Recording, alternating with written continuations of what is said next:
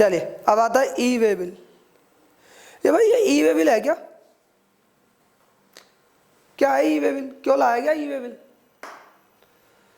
ई way bill क्या होता है बताओ भाई कोई?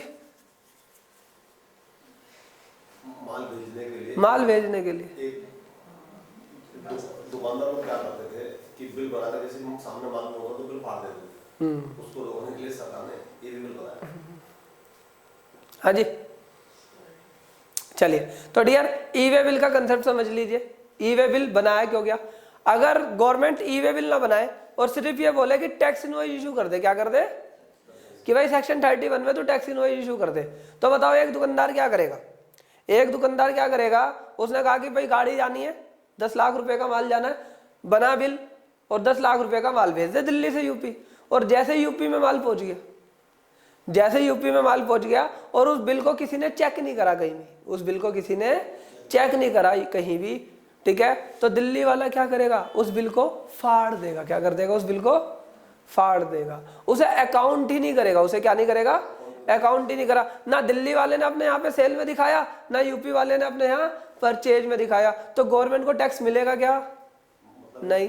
तो गवर्नमेंट को टैक्स नहीं मिलेगा, ठीक है। चाहे आप, ऐसा बहुत होता था, जीएसटी आने से पहले एक टर्म यूज किया करते थे बिजनेसमैन, कबूतर बिल। क्या यूज किया करते थे? कबूतर बिल। कबूतर बिल क्या होता था? जब गाड़ी गई उसके साथ तो बिल गया, और जैसे ही गाड़ी फैक्ट्री में पहुंची उसके बाद वो बिल उड़ गया, ठीक है, कबूतर उड़ जाता था। मतलब कि वो एक दूसरी बिल बुक में से बिल कटता था, और अगर उसे डिपार्टमेंट ने चेक कर लिया रास्ते में कहीं, अगर डिपार्टमेंट ने उसे रास्ते में चेक कर लिया तो ठीक है, उसे सेल में दिखा दिया, और अगर किसी ने चेक नहीं करा तो वो कभी भी सेल अकाउंटेड नहीं होती थी। तो इस तरीके से पहले सेल टैक्स की बहुत चोरी होती थी। अब की बार जीएसटी में डिपार्टमेंट ने क्या बोला, गवर्नमेंट ने क्या बोला, सुन भाई, आज के बाद जब भी तू अपना माल लेकर जाएगा, चाहे एक स्टेट से दूसरी स्टेट लेके जा, चाहे एक स्टेट से दूसरी स्टेट लेके जा, चाहे विद इन स्टेट लेके जा, तेरे को ई वे बिल इशू करना पड़ेगा। पहले ठीक है, ई वे बिल को बोलते हैं रास्ते का बिल एक तरीके से। क्या वे बिल का मतलब होता है? रास्ते का बिल। वे मतलब रास्ता, रास्ते का बिल पहले भी हुआ करता था जीएसटी में आने से पहले, लेकिन पहले क्या हुआ करता था? मैनुअली हुआ करते थे। क्या हुआ करते थे? मैनुअली। तो कभी ना इसकी रिकंसिलेशन नहीं बना पाता था लोग। हालांकि कुछ स्टेट में, अगर मैं हिमाचल वगैरह की बात करूं, तो हिमाचल में ऐसा हुआ करता था कि वहां पर जो वे बिल हुआ करता था वो ऑनलाइन हुआ करते थे, और जब वहां पर सेल टैक्स का केस हुआ करता था तो कई बार डिपार्टमेंट ये बोल दिया करता था कि भाई तूने जो, वहां पर फॉर्म 26 नंबर हुआ करता था, वे बिल का जो नाम था फॉर्म 26 नंबर, तो वो क्या कहते थे, भाई तूने जब गाड़ियां निकाली और फॉर्म 26 नंबर इशू करे तो तेरी तो 10 करोड़ की गाड़ियां निकली। कितने की निकली?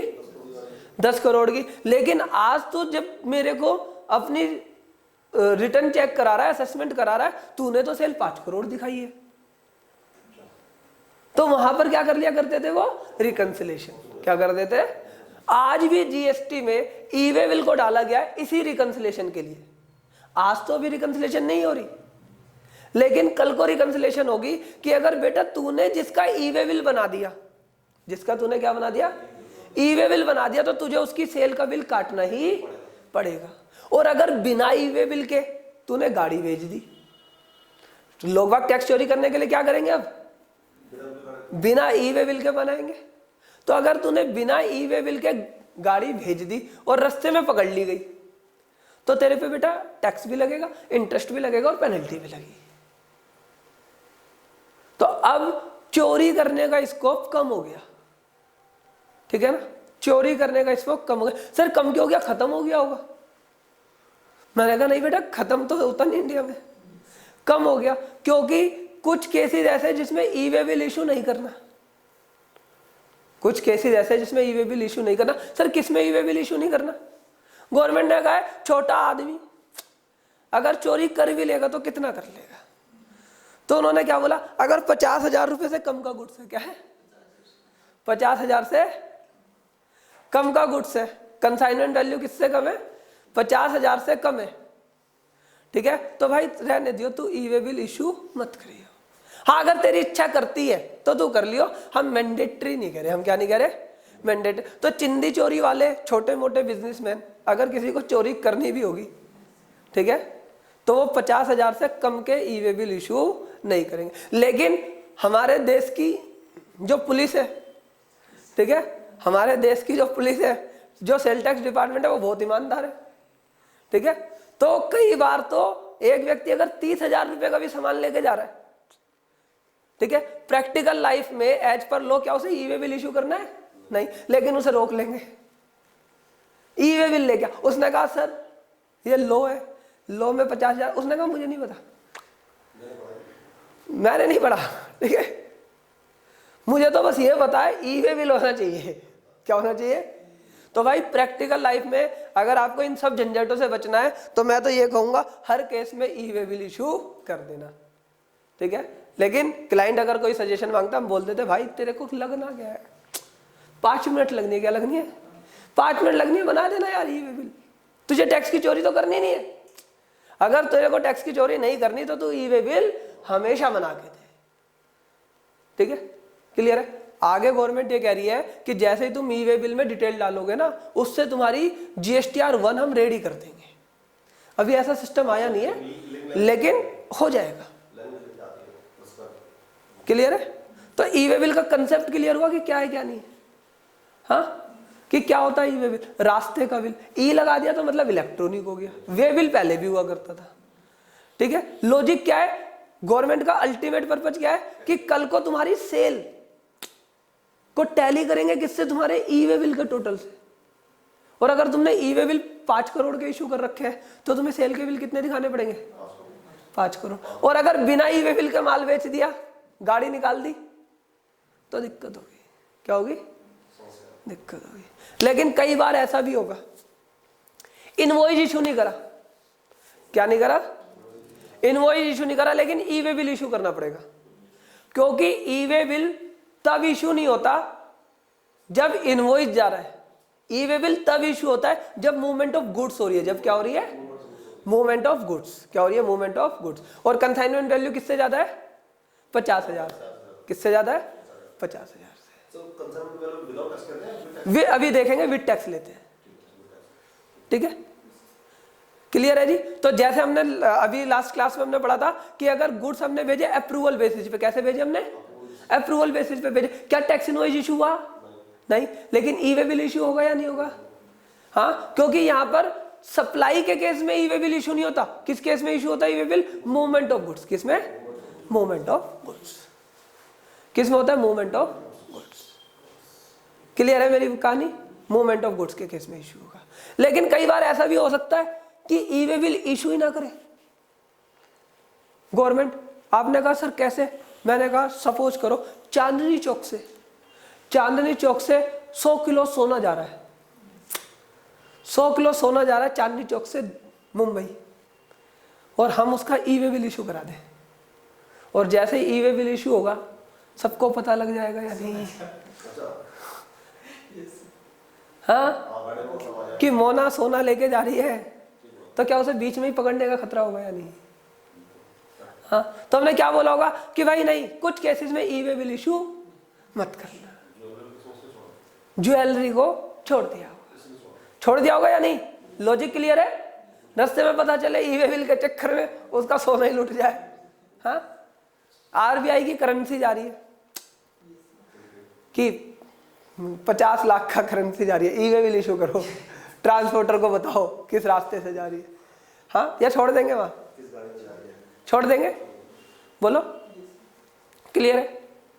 अच्छा, मेरा लैपटॉप है 1 लाख रुपए का, 50,000 से ऊपर है या नहीं है? मैं दिल्ली से नोएडा गया कल एक मीटिंग में क्लाइंट के, पहले मैंने क्या इशू करा होगा? हाँ? अरे भाई ये क्या है? मेरी पर्सनल चीज है। क्या है? पर्सनल बिलोंगिंग है, हाउस होल्ड चीज है। तो इस वाले में भी ई वे बिल छोड़ दिया होगा, ठीक है। चलो, सब्जी जा रही है, सब्जी आलू मूली गाजर, वो गुड्स क्या है? एग्जम्प्ट। अरे भाई जो गुड्स एग्जम्प्ट है उसमें ई वे बिल इशू क्यों करना? उसमें तो टैक्स की चोरी होगी नहीं। क्लियर है? तो कुछ केसेस में ई वे बिल छोड़ दिया हुआ है, लेकिन कुछ केस ऐसे भी होंगे कुछ केस ऐसे भी होंगे कि भाई 50,000 से बेशक कम है, 50,000 से बेशक कम है तेरा माल, लेकिन फिर भी ई वे बिल इशू कर। आपने कहा सर ये क्या कहानी है? ठीक है, पहले नॉर्मल लॉ क्या है कि 50,000 से ऊपर होगा तभी करना है, लेकिन कुछ को क्या दी गई है, एग्जेम्पशंस दी गई है कि तुम्हें ई वे बिल इशू नहीं करना, लॉजिकल बात है। लेकिन कुछ को बोला है कि तुझे मैंडेटरी इशू करना है। तुझे क्या करना है? तुझे मैंडेटरी इशू करना है। मैंने कहा कैसे? मैंने कहा याद करो रजिस्ट्रेशन के चैप्टर में मैंने ये बोला था, अगर कोई बेचारा हैंडीक्राफ्ट गुड्स बेचता है, क्या बेचता है? हैंडीक्राफ्ट गुड बेचता है, यूपी से दिल्ली आता है बेचने, इंटरस्टेट बेचता है, तो सेक्शन 24 उसे कहता था कि तुम्हें रजिस्ट्रेशन कराना पड़ेगा अगर आप इंटरस्टेट सेल कर रहे हो। लेकिन सेक्शन 23 कहता था अगर आप इंटरस्टेट हैंडीक्राफ्ट गुड्स बेचते हो तो तुम्हें रजिस्ट्रेशन नहीं कराना, लेकिन ई वे बिल इशू करना है। याद आई बात? वहां पे लिखा था, लेकिन तुम्हें क्या करना है? E way bill. तो अब यहां से एक बात और क्लियर हो गई, अगर व्यक्ति अनरजिस्टर्ड है, अगर व्यक्ति अनरजिस्टर्ड है तो उसे भी ई वे बिल इशू करना पड़ जाएगा। और गवर्नमेंट ने बोला है, गवर्नमेंट ने बोला है कि हमने ऐसी फैसिलिटी बनाई है, तुम रजिस्टर्ड हो या ना हो तब भी हम तुमसे ई वे बिल इशू करा देंगे, कर सकते हैं। क्लियर है? अब एक ट्रांसपोर्टर है, अब एक क्या है? ट्रांसपोर्टर। मैंने कहा मैं अनरजिस्टर्ड हूं, मैंने कहा भाई मेरे गुड्स ऐसा कर, मेरे गुड्स, ठीक है ना, मेरे गुड्स दिल्ली से हिमाचल भेज दे। क्या भेज दे? दिल्ली से हिमाचल। उसने कहा ठीक है भेज दूंगा, ई वे बिल इशू कर। मैंने कहा मैं तो नहीं करता, मैं तो नहीं करता। तो क्या ट्रांसपोर्टर को ई वे बिल इशू करना पड़ेगा या नहीं? और अगर ट्रांसपोर्टर भी अनरजिस्टर्ड हुआ तो डियर ध्यान रखना, ट्रांसपोर्टर अगर अनरजिस्टर्ड भी है तो एक सेक्शन लिख लो, सेक्शन 35 सबसेक्शन 2। क्या है जी? Section 35 subsection 2। अगर ट्रांसपोर्टर अनरजिस्टर्ड भी है तो भाई उसे भी अपना रजिस्ट्रेशन लेना पड़ेगा। सिर्फ किसके लिए? ई वे बिल इशू के लिए। किसके लिए? ई वे बिल के लिए। हम तुम्हारा जीएसटी में रजिस्ट्रेशन नहीं कर रहे, हम तुम्हारा जीएसटी में रजिस्ट्रेशन नहीं कर रहे, लेकिन किसके लिए रजिस्ट्रेशन कर रहे हैं? ई वे बिल के लिए। ठीक है, तो भाई जीएसटी ना रजिस्टर्ड पे तो लगता ही लगता है, लेकिन कुछ केसेस में अनरजिस्टर्ड पर भी जीएसटी का एप्लीकेबल हो जाता है, कुछ सेक्शंस एप्लीकेबल हो जाते हैं। ठीक है, तो एक रफ आइडिया हुआ ई वे बिल का। हाँ, अब पढ़ ले। अब एज पर लॉ सेक्शन कौन कौन सा है और रूल कौन सा है? तो सेक्शन है 68। कौन सा है जी? सेक्शन 68। और रूल है 138। कौन सा रूल है जी? 138। तो दो ही, एक सेक्शन पढ़ना है और एक रूल। हाँ वो बात अलग है, रूल में 138 A B C D E कई सारे हैं। ठीक है, चलिए तो इसे लाइन बाय लाइन पढ़ेंगे। ये आपके एग्जाम में आने का हाईली चांसेस है कि आपके एग्जाम में यहां से एक क्वेश्चन टपके जरूर। ठीक है, क्योंकि प्रैक्टिकल ये बहुत यूज हो रहा है, प्रैक्टिकल बहुत यूज हो रहा है। लोगों की गाड़ियां पकड़ी जा रही है रास्ते में। ठीक है ना, क्लियर है? चलिए, लेकिन एक मोटा मोटी अंडरस्टैंडिंग हो गई ना? हाँ चलिए, तो हम बहुत फास्ट रीडिंग करेंगे। ठीक है, तो थोड़ा सा फ्लो बनाइएगा। ठीक है, घर से तो पढ़ के आए होंगे ना? चलो आज इस चैप्टर को फिनिश करेंगे भैया। E way bill section 68 read with relevant rule. Rule के सामने लिख लो रेलिवेंट के 138 ईयर मैक्सिमम। ठीक है, अंडर जीएसटी रिजीम। अच्छा एक बात इसमें और सुन लो मेरी। एक बार सर्वे किया गया कि यूएस के अंदर जो एक ट्रक चलता है वो एक दिन में एवरेज 700 किलोमीटर 1000 किलोमीटर चल जाता है। ठीक है ना, एक दिन के अंदर। ठीक है, और इंडिया के अंदर जीएसटी लगने से पहले जो सर्व किया गया कि जो एक ट्रक चलता है एक दिन में एवरेज कितने किलोमीटर चलता है? उन्होंने कहा 200-250 किलोमीटर। उन्होंने कहा ऐसा क्या है कि जो यूएस में तो एक एवरेज ट्रक चलता है 1000 और इंडिया में 250। उन्होंने कहा सर हमारी सड़कें बहुत अच्छी है। यूएस वालों ने। इंडिया वालों ने कहा अगर तुम्हें हमारी सड़कें देखनी है तो जरा करनाल चले जाओ, करनाल हाईवे। हमने ऐसे ऐसे हाईवे बना दिए इस टाइम पर, ठीक है, कि जो यूएस से भी बहुत बढ़िया है। तो उसने कहा सड़कों का कोई दोष नहीं है। तो उन्होंने कहा हमारे यहाँ के ट्रक ड्राइवर बहुत अच्छे हैं।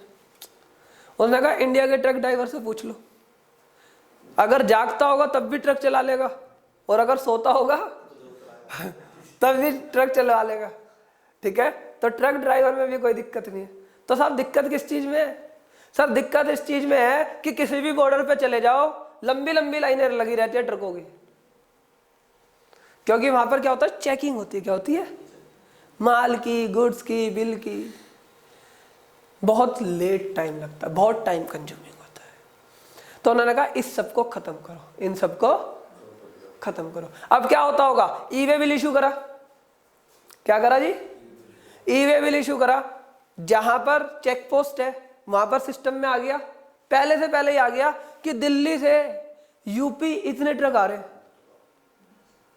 और इस ट्रक का नंबर ये है, इसमें माल ये है। और जैसे ही वो आके धमका, हाँ भाई इतना माल है या नहीं है, फटाफट कागज चेक करा और निकल। बोलो टाइम बच गया या नहीं बच गया? हाँ, तो इन्होंने ई वे बिल लाने का कंसेप्ट ये भी था। और अभी तो आगे आने वाले टाइम में ये ट्रक के अंदर एक डिवाइस लगा देंगे, ठीक है, एक डिवाइस लगा देंगे जिससे कि इन्हें पता लगता रहे कि ट्रक कहाँ पर है, कहाँ पर है, कहाँ पर नहीं, ठीक है। ये भी इन्होंने किसमें लिखा हुआ है? जीएसटी एक्ट में लिखा हुआ है। अब तुम्हारा इंडिया, हमारा इंडिया ना हाईटेक होने वाला है, ठीक है। चलो, under GST regime for quick and easy movement of goods, हमने किसके लिए बोला? क्विक, ठीक है। अगर पूछ ले कि ई वे बिल लगाने से फायदा क्या हुआ, ठीक है, तो भाई बहुत तेजी से easy movement of goods across India without any hindrance, all the check post across the country are abolish. सारे के सारे को हम क्या कर रहे हैं? खत्म कर रहे हैं। However, in order to monitor the movement of goods for controlling any tax evasion, generally यहाँ पर क्या हो जाती थी? टैक्स की चोरी हो जाती थी। E way bill system has been introduce, e way bill introduce किया गया, ठीक है ना जी। E way bill introduce for inter state movement of goods with effect from 1 April 2018, ठीक है। आज की डेट में तो सब पर है, तो हम इस पर ज़्यादा टाइम नहीं लगा रहे, ठीक है। स्टैच्यूटरी रिक्वायरमेंट क्या है जी? सेक्शन 68 और रूल 138। उन्होंने बोला अगर तुम गाड़ी लेकर जा रहे हो, अगर तुम क्या करके जा रहे हो? गाड़ी लेकर जा रहे हो और तुम्हारी गाड़ी में ई वे बिल नहीं मिला, अगर तुम्हारी गाड़ी में ई वे बिल नहीं मिला, इनवॉइस नहीं मिला, तो हमारे इंस्पेक्टर के पास पावर है सेक्शन 668 में कि वो तुम्हारी गाड़ी को रोक लेंगे, वो तुम्हारी गाड़ी को रोक लेंगे। और अगर तुमने डॉक्यूमेंट नहीं दिखाए तो सेक्शन 129 में उनके पास पावर है, गाड़ी को जब्त कर लिया जाएगा। क्या कर लिया जाएगा? ठीक है। और 130 में पावर है कि उसे सीज भी कर लिया जाएगा, ठीक है। ये सेक्शन आपके फाइनल में, ठीक है, आपके लेवल के नहीं है, फिर भी थोड़ा सा आइडिया बता दिया। सेक्शन 129 और 130, ठीक है जी।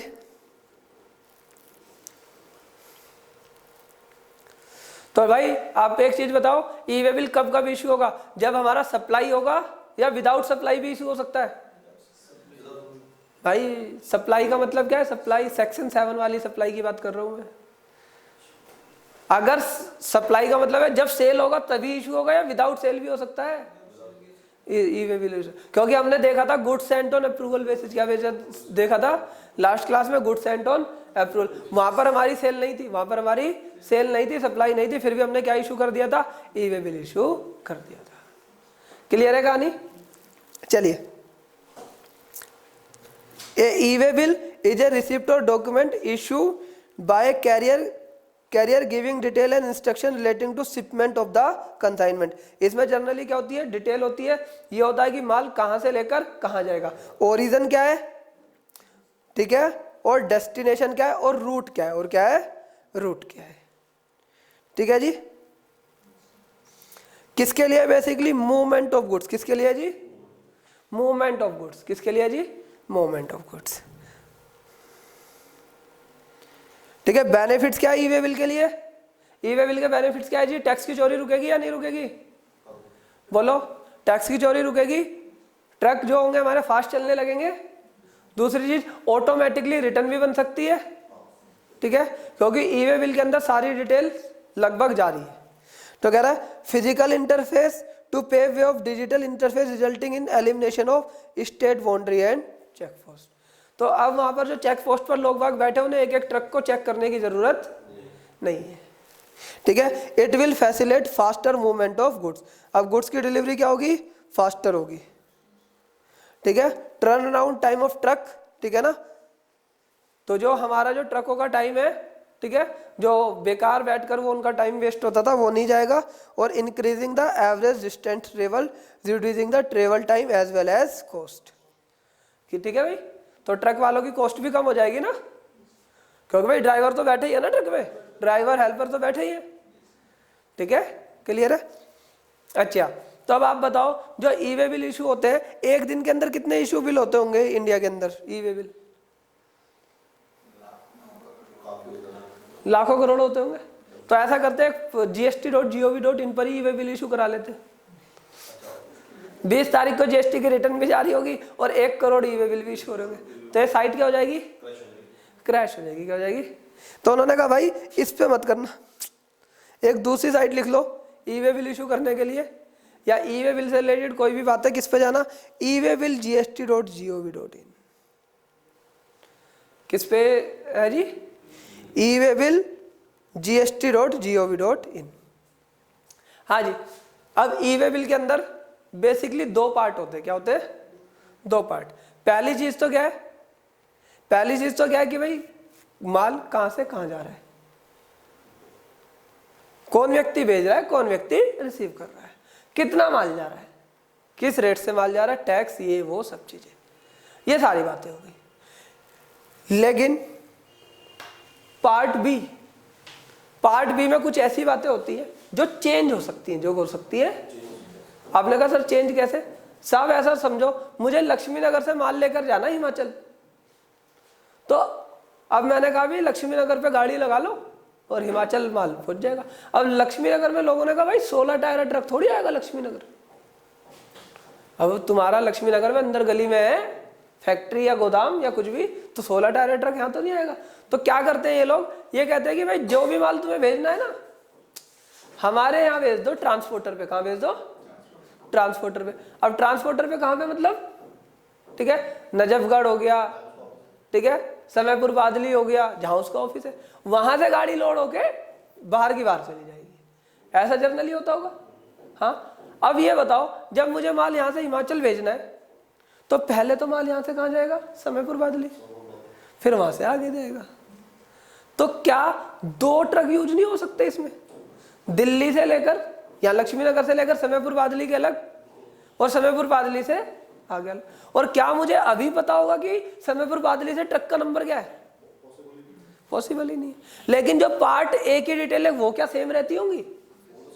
वो सेम रहेगी। तो उन्होंने कहा पार्ट ए तो फिक्स है, पार्ट ए तो फिक्स है, लेकिन पार्ट बी को क्या कर सकते हो आप? चेंज भी कर सकते हो। क्या कर सकते हो?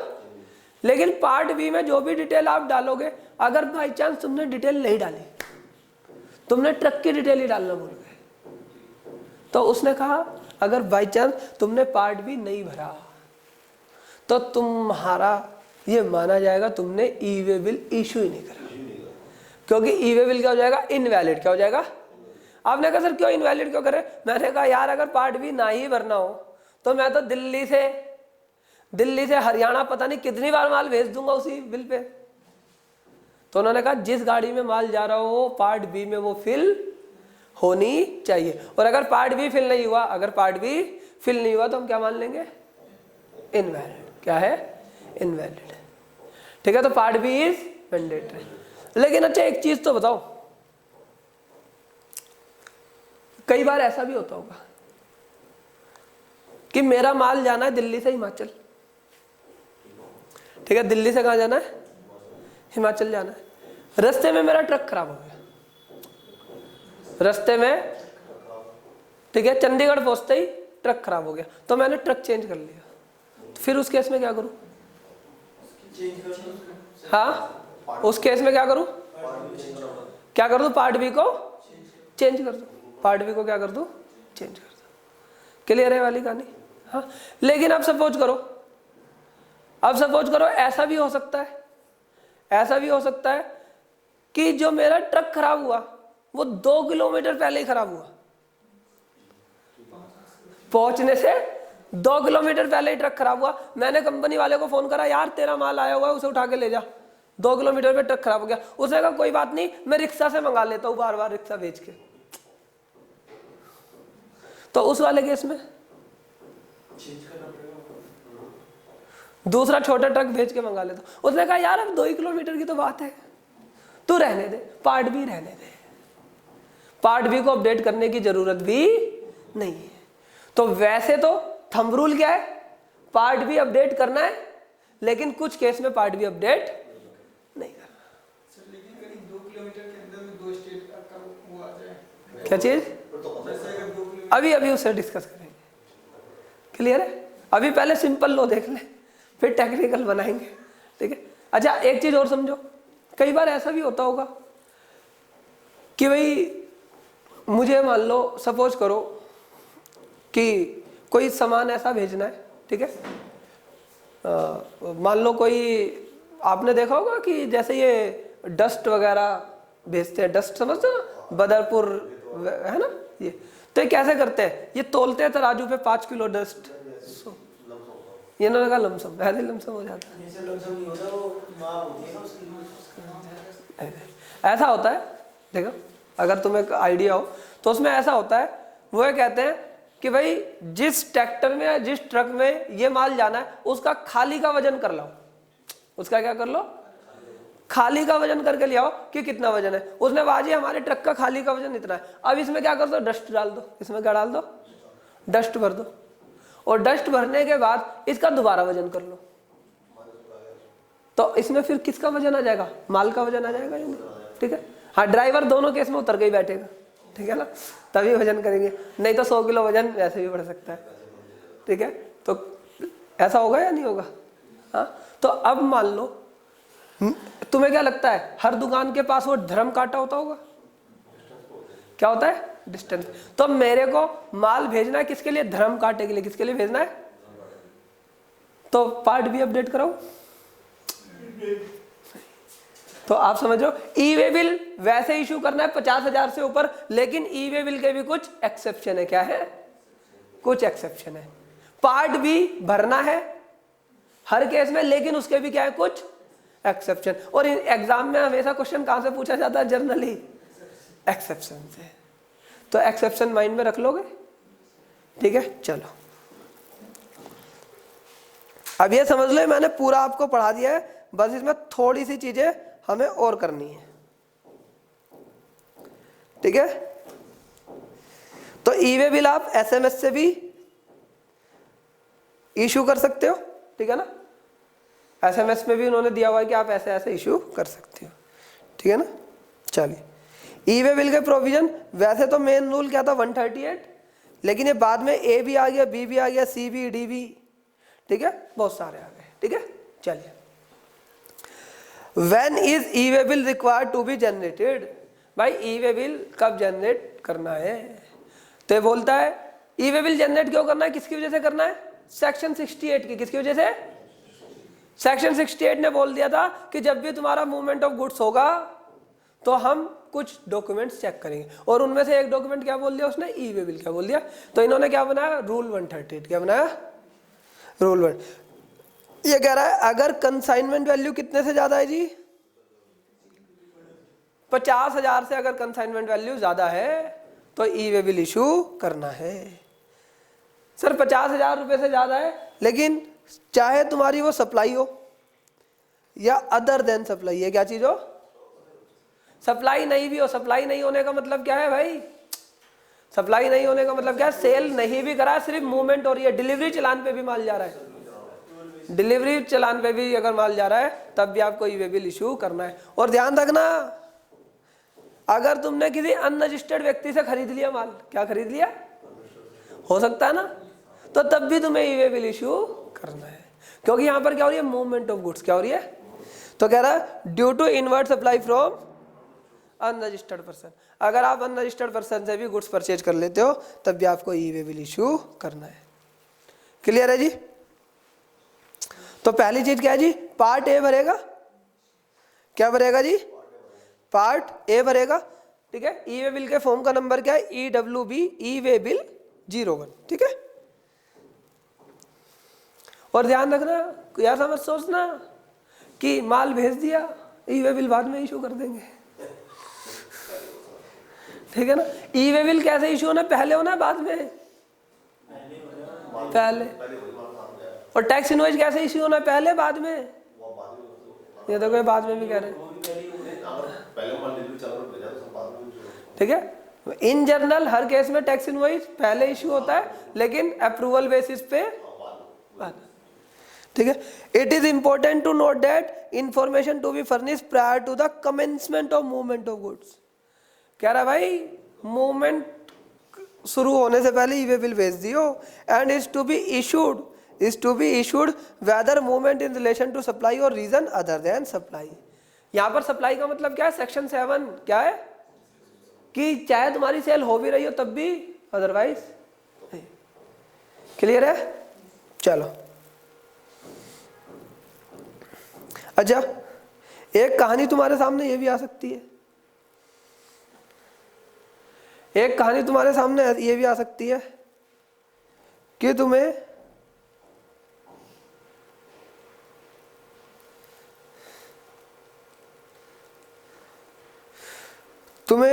गाजियाबाद से माल लेकर जाना है, और गाजियाबाद से माल लेके जाना है आगरा। गाजियाबाद कहाँ पड़ता है जी, और आगरा कहाँ पड़ता है? अच्छा, तुम्हें पता है अगर गाजियाबाद से आगरा जाएंगे तो बीच में रास्ते में दिल्ली पड़ेगा या नहीं पड़ेगा? अगर गाजियाबाद से आगरा जाएंगे तो दिल्ली नहीं पड़ेगा। अरे भाई, अगर किसी को लोनी गाजियाबाद से आगरा जाना है तो दिल्ली नहीं पड़ेगा, तो कहाँ से जाओगे? बताना भाई, कौन सा रास्ते से जाओगे? लोनी की बात आई थी गाजियाबाद से। अरे तो लोनी तो यूपी में ही तो है, लोनी भी। हाँ, तो लोनी से गाजियाबाद के लिए निकलते हैं। हाँ, गाजियाबाद से नोएडा, वही से सीधे है। अरे भाई, जब तुम नोएडा जाओगे तो दिल्ली में लक्ष्मी नगर कुछ पड़ सकता है या नहीं? ऐसे चांसेस है कि जब अगर तुम गाजियाबाद से आगरा जा रहे हो, यूपी से यूपी जा रहे हो, और बीच में क्या पड़ जाए? दिल्ली, ठीक है। वो कह रहा है मैं तो एक ही स्टेट में जा रहा हूँ, क्या जा रहा हूँ मैं तो एक ही स्टेट में जा रहा हूँ, मैं तो ई वे बिल इशू नहीं करूंगा। डिपार्टमेंट ने सर्कुलर निकाला, डिपार्टमेंट ने क्या कहा? सर्कुलर निकाला, और क्या कहा कि अगर तुम मूवमेंट हो रही है दूसरी स्टेट में, क्या हो रही है, चाहे तुम्हारी इंटर स्टेट सप्लाई हो या ना हो, चाहे इंटर स्टेट सप्लाई हो या ना हो, क्योंकि गाजियाबाद से आगरा माल गया तो ये क्या बोला? Intra state. क्या बोला इस वर्ड को? Intra state. क्या बोला? Inter state. ये उस टाइम की बात है कि जब इंटर स्टेट पर तो ई वे बिल बनता था, लेकिन इंट्रा पे नहीं बनता था। तो गवर्नमेंट ने उस टाइम पे सर्कुलर निकाला। हालांकि आज इस सर्कुलर की कोई ज्यादा रेलिवेंस नहीं है, क्योंकि अब तो हर जगह ही है, लेकिन वहां पर गवर्नमेंट ने ये बात बोल दी थी कि अगर it is important to note that e way bill generation is not dependent on whether a supply is inter state or not, but whether of movement of goods is inter state or not. कि movement of goods कैसे हो रहा है, क्या चीज? Movement of goods कैसे हो रहा है, इंटर स्टेट हो रहा है या नहीं? तो तब इस वाले केस में भी आपको ई वे बिल इशू करना है। तो गवर्नमेंट ने बात कैसे निकाली थी? सर्कुलर से। कैसे निकाली थी? सर्कुलर से, ठीक है जी। अब इन्होंने क्या बोला भाई कि भाई कौन मूवमेंट करे, सप्लायर करे या रिसिपिएंट करे? उन्होंने कहा कोई भी करे, चाहे सप्लायर करे तो सप्लायर निकाले, रिसीवर करे तो रिसीवर निकाले, नहीं तो ट्रांसपोर्टर निकाले, ठीक है। अगर supplier, if supplier is registered and undertake the transport the goods, movement of goods is caused by the supplier. कि भाई सप्लायर ने जिम्मेदारी ली कि मैं ट्रांसपोर्ट कराऊंगा, तो मूवमेंट ऑफ गुड्स कौन कर रहा है? सप्लायर। तो ई वे बिल कौन करे? Supplier. If recipient arrange transport, अगर रिसिपिएंट ने क्या करा है? ट्रांसपोर्ट का अरेंज करा है, तो कौन इश्यू करे? रिसिपिएंट। क्लियर है जी। If the goods are supplied by unregistered supplier to a registered non recipient, अगर क्या चीज आ रही है जी, अगर अनरजिस्टर्ड सप्लायर किसे दे रहा है? रजिस्टर्ड बंदे को, तो भाई जो वो रजिस्टर्ड बंदा है, movement shall be caused by such recipient. कोई डाउट है यहाँ तक? बोलो। चलिए, अब सर ने पूछा था कि सर कंसाइनमेंट वैल्यू 50,000 का मतलब क्या है, विद टैक्स या विदाउट टैक्स? इन्होंने कहा कंसाइनमेंट वैल्यू ऑफ गुड्स, ठीक है, इसमें इंपॉर्टेंट कर लेना, ठीक है, ये एग्जाम में प्रैक्टिकल बनाकर पूछ सकता है आपसे।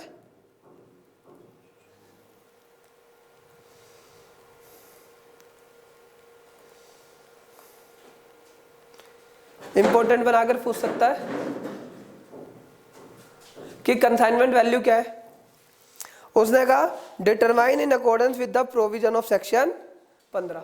सेक्शन 15 किस चीज का था जी? हमारा वैल्यूएशन का। किस चीज का था जी? वैल्यूएशन का। तो क्या बोलता है कि भाई जो सेक्शन 15 के अंदर जो वैल्यू है, जो सेक्शन 15 के अंदर वैल्यू है, ठीक है, वही होगी, और साथ में क्या कर देना, इंक्लूड कर लेना। क्या कर लेना? इंक्लूड CGST SGST, ठीक है जी। तो अब क्वेश्चन आया सर,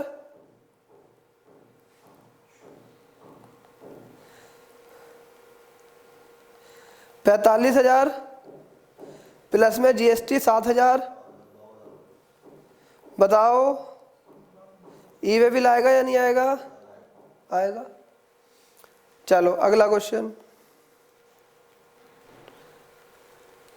सर 20,000 रुपये का माल, उस पर GST 3,600, ई वे बिल आएगा नहीं आएगा? इच्छा है तुम्हारी, करना है तो कर दो, नहीं तो नहीं कर दो। हाँ, लेकिन कुछ केस ऐसे होंगे जिसमें करना ही पड़ेगा, ठीक है। चलो अगला क्वेश्चन। सर 20,000 का माल, सपोज करो 20,000 का बटर जा रहा है, मक्खन जा रहा है, उस पर GST है, लेकिन उसी गाड़ी में मिल्क भी जा रहा है, दूध भी जा रहा है, और दूध जा रहा है 1 लाख रुपए का। अब ई वे बिल आएगा नहीं आएगा?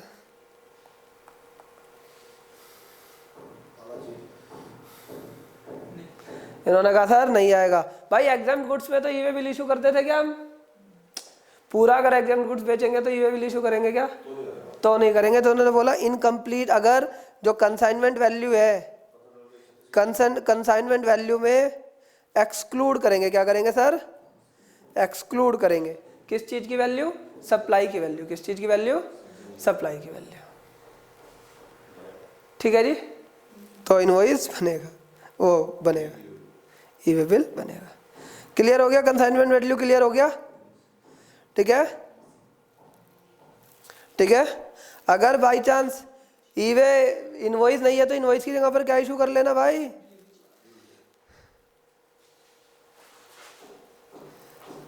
ठीक है जी, क्लियर है जी? क्या कर लेना जी? इनवॉइस की जगह क्या इशू कर लेना? डिलीवरी चालान। चलिए, स्पेशल सिचुएशन क्या बोल रहा है?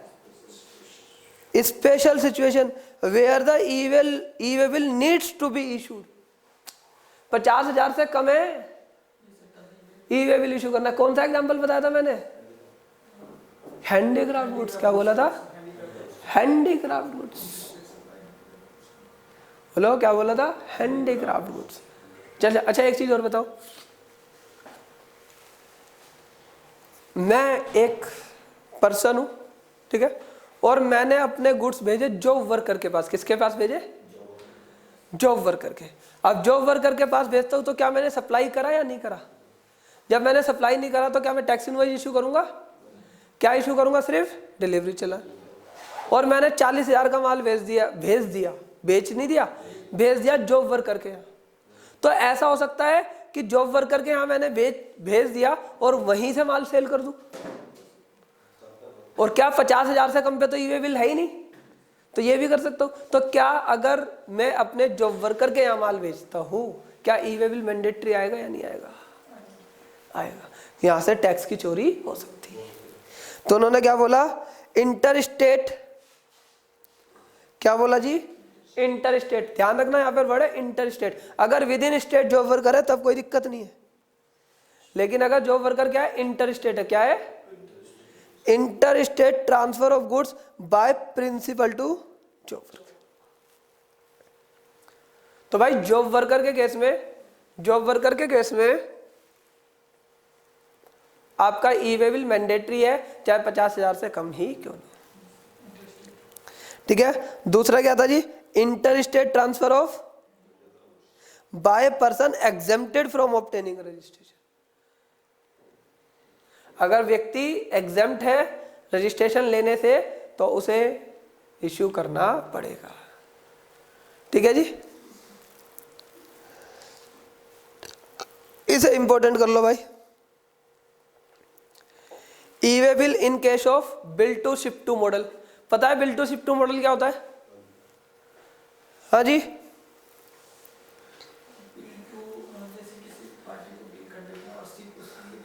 हाँ जी बिल्कुल, bill to ship to model वही होता है।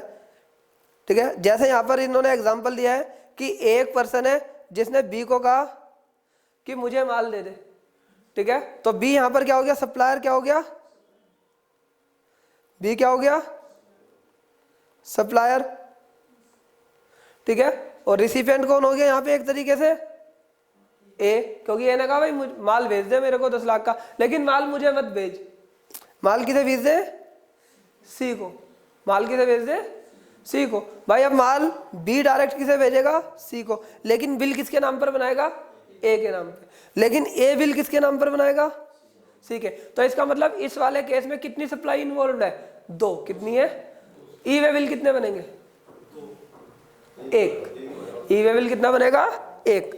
हाँ, बस ये ध्यान रखना, अगर ई वे बिल 1 बनेगा, ई वे बिल 1 बनेगा तो हो सकता है सामने वाली पार्टी को आपके रेट पता लग जाए, और अगर आप चाहते हो कि रेट ना पता लगे सामने वाली को, तब 2 ई वे बिल इशू करना।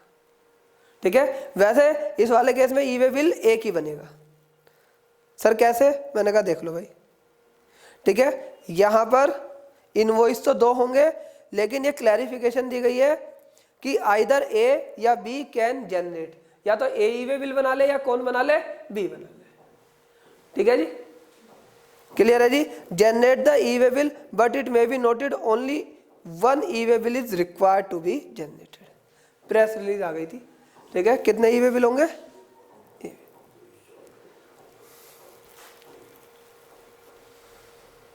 ठीक है जी। अब इन्होंने कहा सर इंफॉर्मेशन क्या क्या फर्निश होती है ई वे बिल में। मैंने बता दिया था पार्ट ए होता है और पार्ट बी होता है। पार्ट बी में तो नॉर्मल डिटेल है कि टैक्स इनवॉइस का नंबर, अगर टैक्स इनवॉइस नहीं है तो बिल ऑफ सप्लाई होगा, बिल ऑफ सप्लाई नहीं है तो डिलीवरी चालान है। ठीक है, उसका जीएसटी नंबर। ठीक है, और पार्ट बी में किस चीज की डिटेल है, बेसिकली व्हीकल डिटेल। क्या है जी, व्हीकल डिटेल। रीड कर लोगे इसे भाई। ठीक है,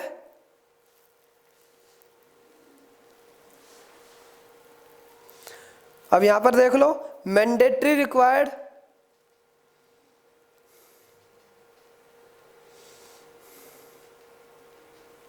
ठीक है, कि किसको ई वे बिल जनरेट करना मैंडेटरी है। Where the goods are transported by registered person. अगर गुड्स किसने ट्रांसपोर्ट करे, रजिस्टर्ड पर्सन से। ठीक है, वेदर एज कंसाइनर और रिसिपिएंट, चाहे उसने कंसाइनर करके करे हो या रिसिपिएंट ने, तो भाई उस रजिस्टर्ड पर्सन को ही मैंडेटरी है। क्लियर है जी।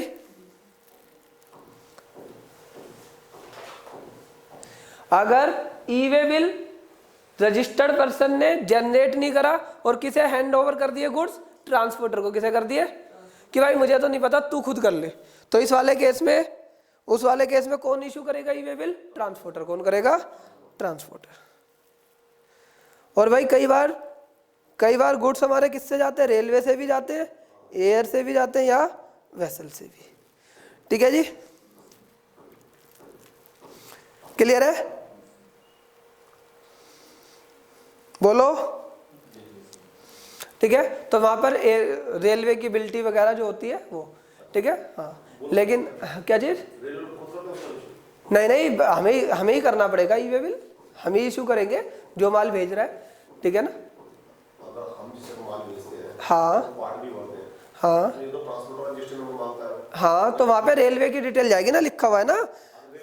हाँ, the E way bill shall be generated by the registered person. E way bill तो कौन जनरेट करेगा, registered person, being the supplier और द रिसिपिएंट, या तो सप्लायर होगा या रिसिपिएंट होगा। हु शैल आइदर बिफोर और after the commencement of movement.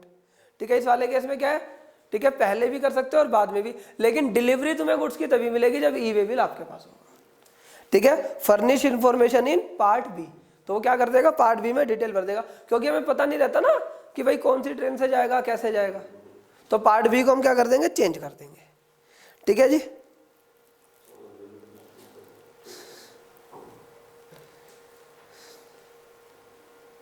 ठीक है, ये ऑप्शनल है कि ऑप्शनल में भी आप 50,000 से कम का ई वे बिल इशू कर सकते हो, हम तुम्हें कोई मना नहीं कर रहे,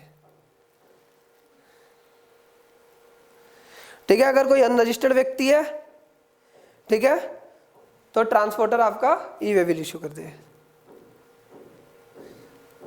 ठीक है। यहां पे अगर अनरजिस्टर्ड किसी रजिस्टर्ड को बेच रहा है तो रजिस्टर्ड पर्सन कर देगा। हाँ जी, मैंने क्या बोला, पार्ट बी के अंदर वैसे तो हर केस में व्हीकल की डिटेल डालनी जरूरी है, लेकिन एक दो केस ऐसे हैं जहां पर पार्ट बी भरने की जरूरत नहीं है। उन्होंने कहा सर ऐसा क्या हो गया, उन्होंने कहा up to distance 50 kilometre within a state, क्या बोला, विद इन ए स्टेट। अगर विद इन ए स्टेट में आप कर रहे हो, ठीक है, वैसे तो इन्होंने बोला हुआ है कि जब तक पार्ट बी नहीं भरोगे तब तक ई वे बिल वैलिड नहीं होगा। However the detail of conveyance may not be furnish in part B of e way bill where the goods or transport for a distance of up to 50 kilometre. कितने kilometre की distance हो रही है, 50 kilometre की हो रही है, और एक ही स्टेट में हो रही है। किस में हो रही है, एक ही स्टेट में हो रही है, ठीक है। तो अगर कोई आपसे ये कहने लगे, अगर आपसे कोई कहने लगे कि गाजियाबाद से माल लोनी आना है और 50 किलोमीटर से कम है, लेकिन आना दिल्ली के रूट से, आना कहाँ से, दिल्ली के रूट से, क्या ई वे बिल चाहिएगा, 50 किलोमीटर से कम है, चाहिएगा, क्योंकि यहाँ पर क्या है, where the goods are transport within the state, क्या हो रहा है, movement within the state नहीं हो रही, ठीक है। ठीक है, अगर मेरी फैक्ट्री लक्ष्मी नगर में है और मेरा ट्रांसपोर्टर समयपुर बादली है और 50 किलोमीटर से कम है, तो मुझे भाई ई बी पार्ट बी की डिटेल भरने की जरूरत नहीं है। क्लियर है जी, बोलो जी, क्लियर है। जब भी हम ई वे बिल जनरेट करते हैं कि ई वे बिल नंबर जनरेट हो जाता है, ये पता ही आपको, ठीक है। अगर आप ट्रांसफर ऑफ गुड्स करते हैं from one conveyance to another, मतलब कि एक ट्रक खराब हो गया भाई, दूसरे ट्रक में डाल दो, तो पार्ट ए बिल्कुल सेम रहेगा, सिर्फ क्या चेंज हो जाएगा, पार्ट बी चेंज रह जाएगा। चलो ये पढ़ लो, एग्जांपल पढ़ लो। एक कंसाइनर था, उसे था गुड्स मूव करना है सिटी एक्स से सिटी जेड में, ही अपॉइंट ट्रांसपोर्टर ए, उसने ट्रांसपोर्टर ए को बोला, ठीक है, कि भाई मेरे गुड्स भेज दो, मतलब कि सपोज करो हमें दिल्ली से कहाँ भेजने, हरियाणा भेजने, ठीक है। तो हमने बोला शिमला मंडी ट्रांसपोर्ट को कि भाई यहाँ से माल यहाँ भेज दे। Transporter A moves the goods from city X to Z for completing the movement of goods from city Y to city Z. Transporter A now hand over the goods to a transporter B, thereafter the goods are move to the destination from city Y to city Z by the transporter B. मतलब कि क्या होता है कि कई बार हमारा transporter भी change हो जाता है। क्या हो जाता है, कई बार ट्रांसपोर्टर भी चेंज हो जाता है कि भाई बीच में से ही ट्रांसपोर्टर हमारा चेंज हो गया, ठीक है। तो वहां पर हमारा क्या होगा कि फिर वो दोबारा ई वे बिल दूसरे ट्रांसपोर्टर की डिटेल डल जाएगी।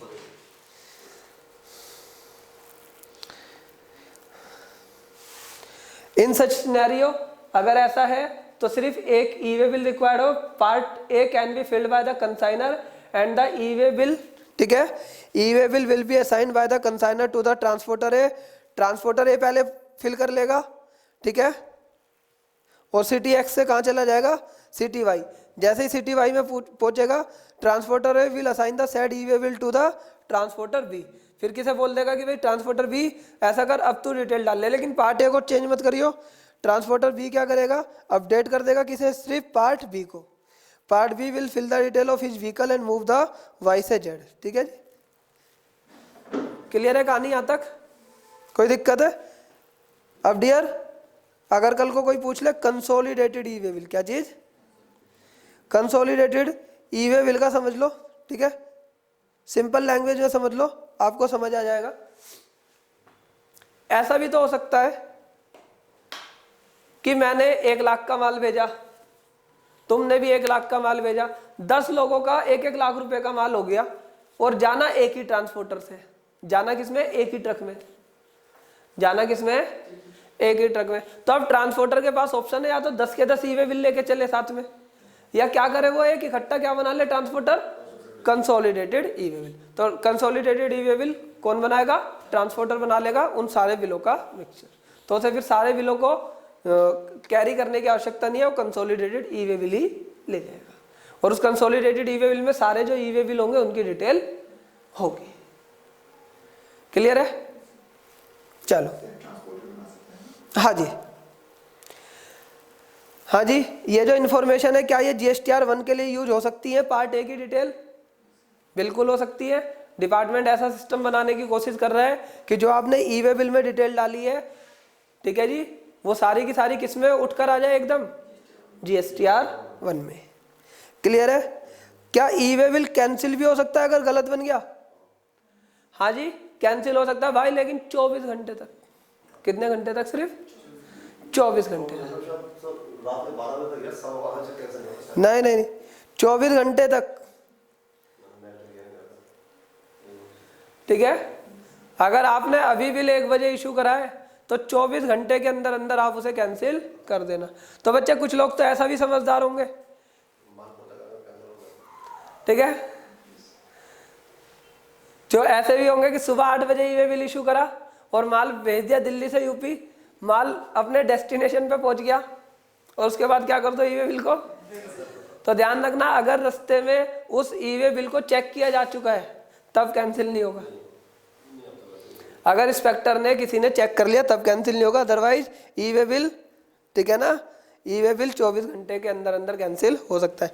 लेकिन however an E way bill can not be cancel अगर उसे वेरीफाई कर लिया गया है, ठीक है, रास्ते के अंदर, ठीक है जी।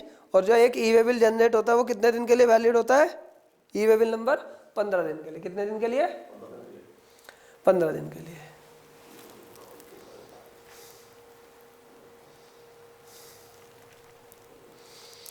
ठीक है, ये इंपॉर्टेंट है।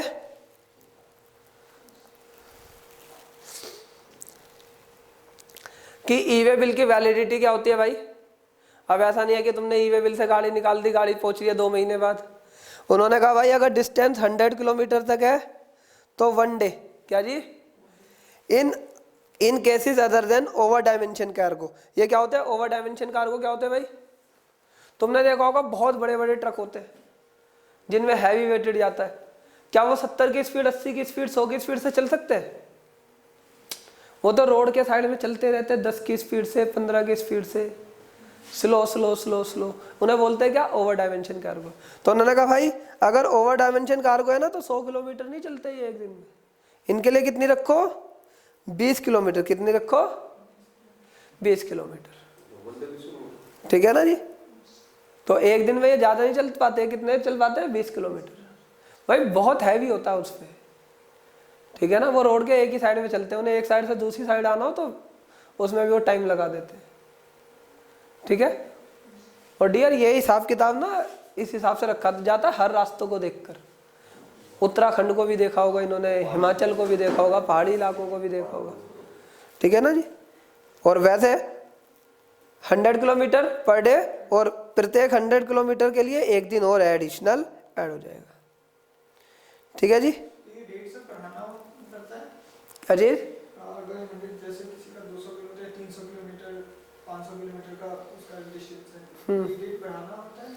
नहीं, अगर 500 किलोमीटर का तुम्हारा डिस्टेंस है तो कहता है आज ई वे बिल जो हुआ है ना वो 5 दिन के अंदर अंदर वहां तक अपने डेस्टिनेशन पे पहुंच जाए।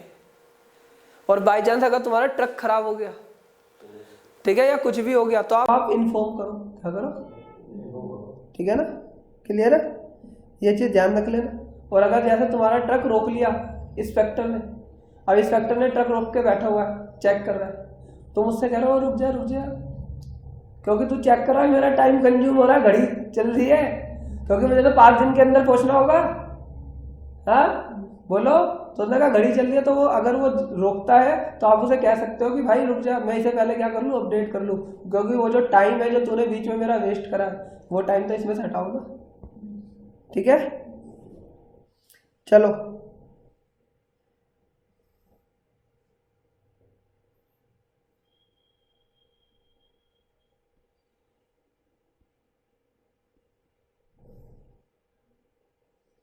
ओवर डायमेंशन कार्गो पता लग गया क्या है।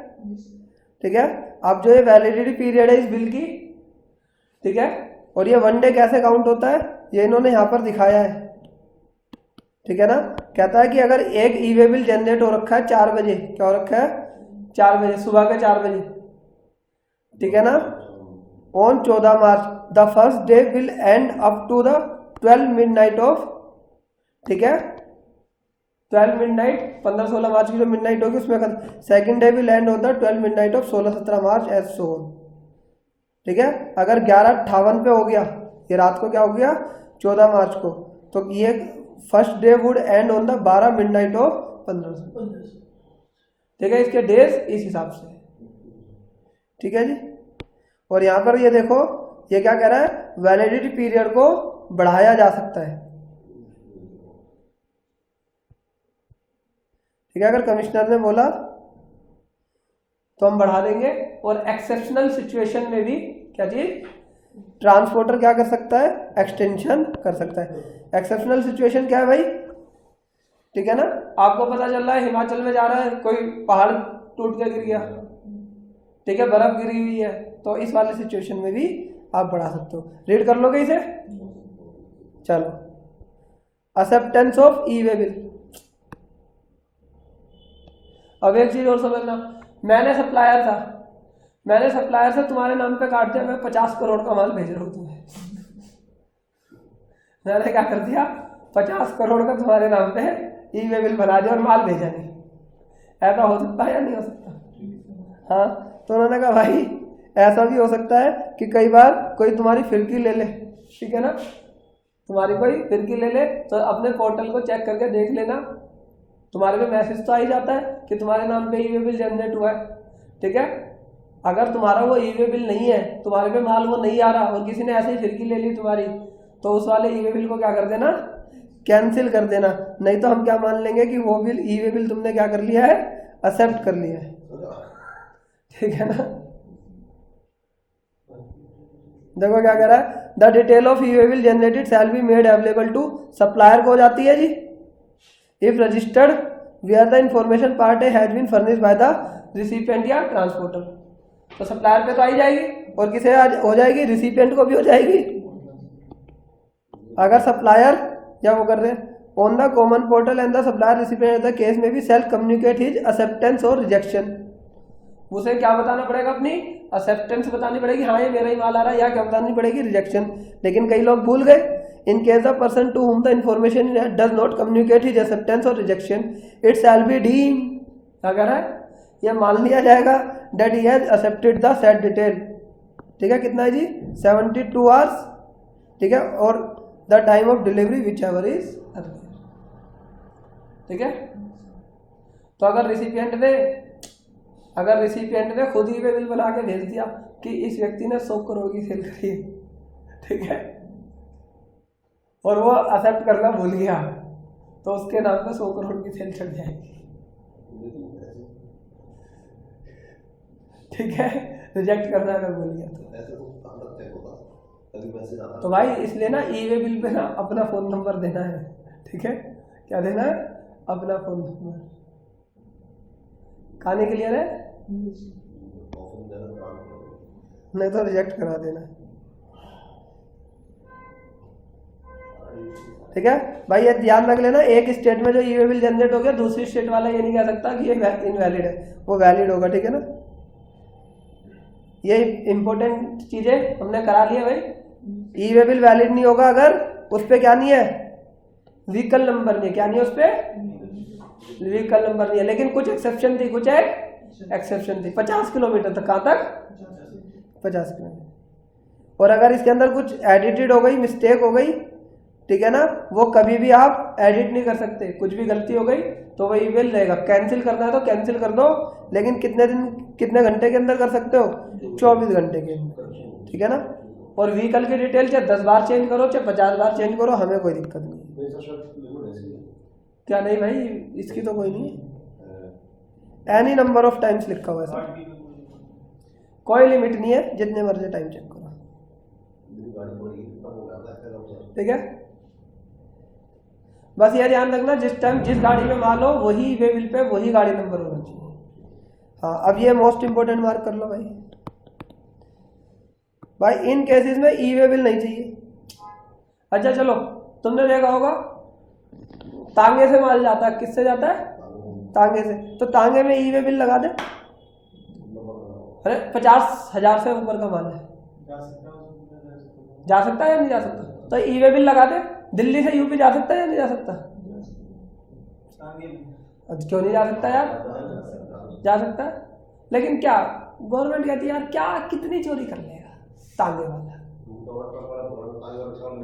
ठीक है, तांगे वाला कितनी चोरी कर लेगा, छोड़ो जाने दो, ई वे बिल की जरूरत नहीं है। क्योंकि तांगे में ई वे बिल कहाँ से उसका व्हीकल नंबर लाएंगे? घोड़ा खराब हो गया, घोड़ा मर गया, ठीक है। और पता चले तांगे को जब्त भी कर लिया उन्होंने, उन्हें घोड़े को और खिलाना पड़ेगा पुलिस वालों को। तो भाई ये तांगे वांगे जो हुए ना, तुमने देखा होगा पुराने जमाने में सदर बाजार में ये ठेले तांगे, ठीक है ना, इनमें ई वे बिल इशू नहीं होता, इनमें टैक्स की चोरी सही हो जाती है, समझ रहे हो। तो ई वे बिल की यहाँ पर नीड नहीं है। रिक्शा से माल आ रहा है, रिक्शा से, ठीक है। और भैया देखो ज्वेलरी आ रही है, ई वे बिल आएगा क्या? करेंसी आ रही है, ई वे बिल आएगा क्या? खुद सोचना। स्टोन्स आ रहे हैं, ई वे बिल आएगा क्या? नहीं, ठीक है। पोस्टल स्टैंप, ठीक है, कैरोसिन ऑयल, इनके ऊपर कोई ई वे बिल नहीं लगेगा, ठीक है। 5-7 आइटम याद रख लेना। पर्सनल चीजें, मैं अपना लैपटॉप लेके जा रहा हूँ गुड़गांव में, डेली ई वे बिल इशू कर लो? नहीं, ठीक है। और अगर गुड्स कहाँ से इशू हो रहे हैं? नॉन मोटराइज व्हीकल से। किससे जी? मतलब रिक्शा हो गई, तांगा हो गया, ये सब, ठीक है ना, ठीक है। मैं तुम्हें ईजी करा रहा हूँ इसमें, ठीक है ना।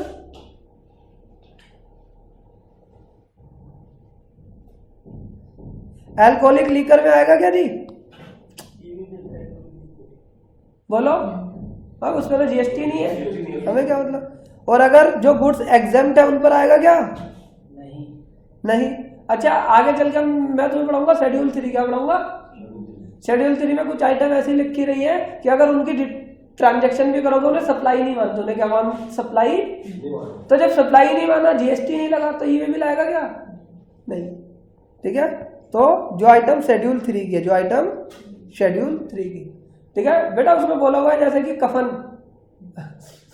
तो अगर कफन को लेकर जाओगे तुम, ठीक है ना, तो उस वाले केस में ई वे बिल नहीं है, ठीक है बेटा। नेपाल भूटान, ठीक है, इसे भी याद रख लेना। बाकी बस यही आपका इंपॉर्टेंट होता, ठीक है।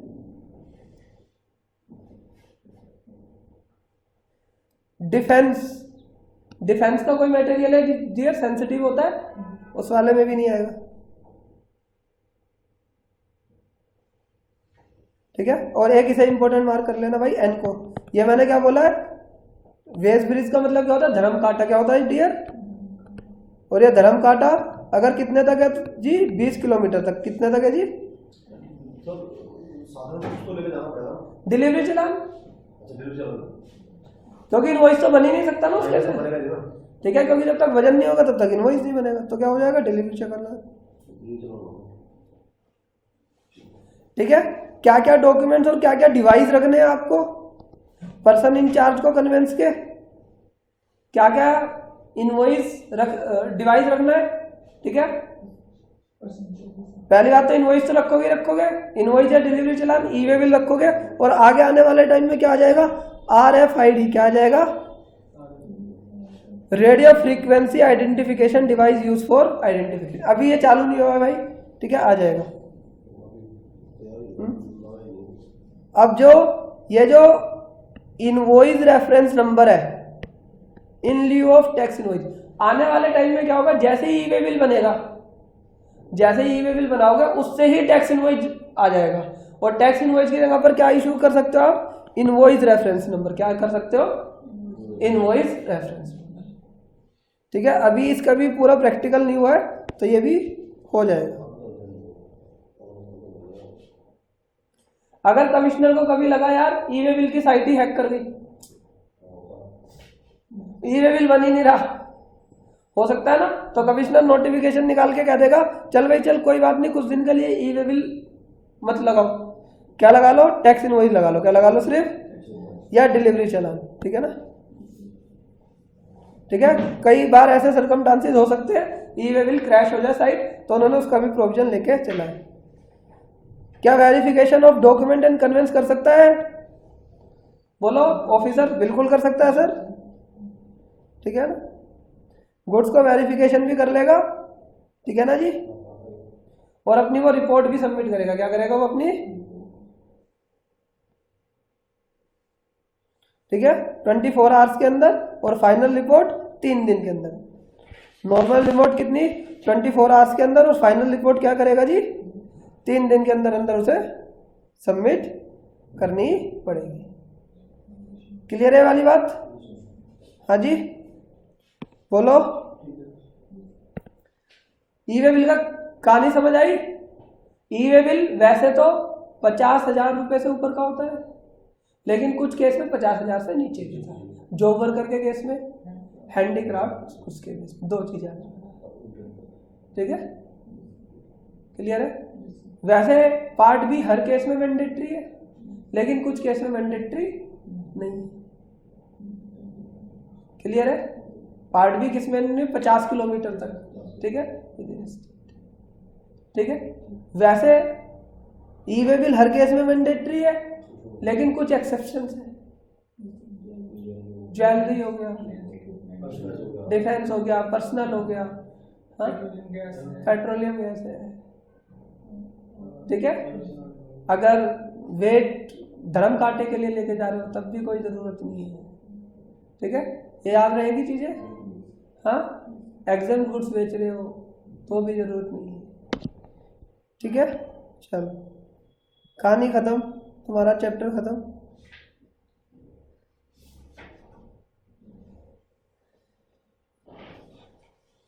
अगर तुम्हारे व्हीकल को 30 मिनट से ज्यादा रोक लिया, कितने मिनट से ज्यादा रोक लिया जी, तो ये ट्रांसपोर्टर उसकी डिटेल पोर्टल पर अपलोड कर सकता है कि भाई देखो मेरा व्हीकल ना 30 मिनट से ज्यादा रुका हुआ है। ठीक है ना, तो अगर मैं लेट हुआ तो मुझे मत कहना। ठीक है ना, क्लियर है जी। या तो टैक्स इनवॉइस होगा साथ में, या बिल ऑफ सप्लाई होगा। ठीक है, एक बार आप इसके क्वेश्चन आंसर देख ले। हाँ ठीक है जी, रिवाइज कर लोगे। हाँ डियर, हमने लास्ट क्लास में इसमें एक टॉपिक और छोड़ दिया था, वो 2 मिनट का है, उसे और देख लो। हमने कहा था वैसे टैक्स इनवॉइस हर केस में इशू होता है, लेकिन अगर ज्वेलर्स है, अगर कौन है जी, ज्वेलर्स। अब कैसे होता है, अब मान लो दिल्ली में शादी है, दिल्ली में शादी है, मैंने बनारस के ज्वेलर्स को बुलाया कि भाई ऐसा कर, जितने भी तेरे पास अच्छी ज्वेलरी है मेरे पास लेकर आ जा। ठीक है ना, राजघराने में बड़े बड़े लोगों के यहाँ ऐसे होता है। ठीक है, वो दुकान पर नहीं जाते, ज्वेलर्स उनके घर पर आते हैं। ठीक है, अब ज्वेलर्स आ गया बनारस का मेरे घर पर ज्वेलरी लेकर बहुत सारी। अब क्या वो जब ज्वेलरी लेकर आएगा, जब टैक्स इनवॉइस बनाकर लाएगा, क्या उसे पता होगा? नहीं। तो उस गवर्नमेंट ने क्या बोला, भाई इस वाले केसेस में तुम क्या करना, अपने साथ में बिल बुक रख लेना। क्या करना, बिल बुक रख लेना, और जैसे ही सप्लाई होए तब अपना बिल काट देना। ऐसे ही बहुत सारे लोग एग्जीबिशन लगाने जाते हैं। क्या लगाने जाते हैं, एग्जीबिशन अगर लगाने जाते हैं तो उन्हें भी क्या बोला गया भाई, बोलो कि भाई तुम्हारे को भी इस केस में बिल बुक कैरी करके चलना और तभी इनवॉइस काट देना। अब जैसे आर्टिस्ट है कोई, क्या है, उसने अपनी आर्ट बनाई, अब उसे थोड़ी पता है कि आर्ट मेरी बिक जाएगी, तो वो किस में जा रहा है कि किसी एग्जीबिशन वगैरह में जा रहा है, तो उसे बोला कि तू बिना इनवॉइस के मूवमेंट कर ले, जैसे ही तेरी ये बिकेगी, जैसे ही तेरी ये सेल आउट होगी, उस टाइम पर तो इसे इनवॉइस काट लियो। डियर यहाँ पर देख लो, goods move within state or from one state, ठीक है, of registration to another state for supply on approval basis and art work, क्या है जी, send by artist to galleries for exhibition. तो ये किसके लिए है जी, बेसिकली एक तो ज्वेलरी के लिए, किसके लिए है जी, और दूसरा किसके लिए है, आर्टिस्ट के लिए, किसके लिए है जी, आर्टिस्ट के लिए, आर्ट वर्क, ठीक है ना। तो ये सर्कुलर निकाल के डिपार्टमेंट ने इस बात को बोल दिया था, ठीक है। आप अपने साथ में क्या रख लेना जी, बिल बुक रख लेना, क्या रख लेना, बिल बुक रख लेना, और जैसे ही सप्लाई हो वहां पे बेच देना,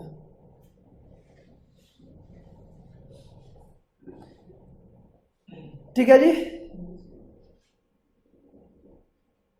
डिलीवरी चालान से ले जाना और ई-वे बिल ले जाना, और साथ में बिल बुक रख लेना, जैसे डिलीवरी हो तभी फिनिश कर लेना, ठीक है, क्लियर है।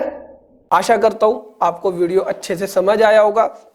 अगर वीडियो आपको अच्छी लगी है तो इसे ज्यादा से ज्यादा लोगों तक लाइक कीजिएगा, शेयर कीजिएगा, और हमारे चैनल को सब्सक्राइब आपने कर ही दिया होगा।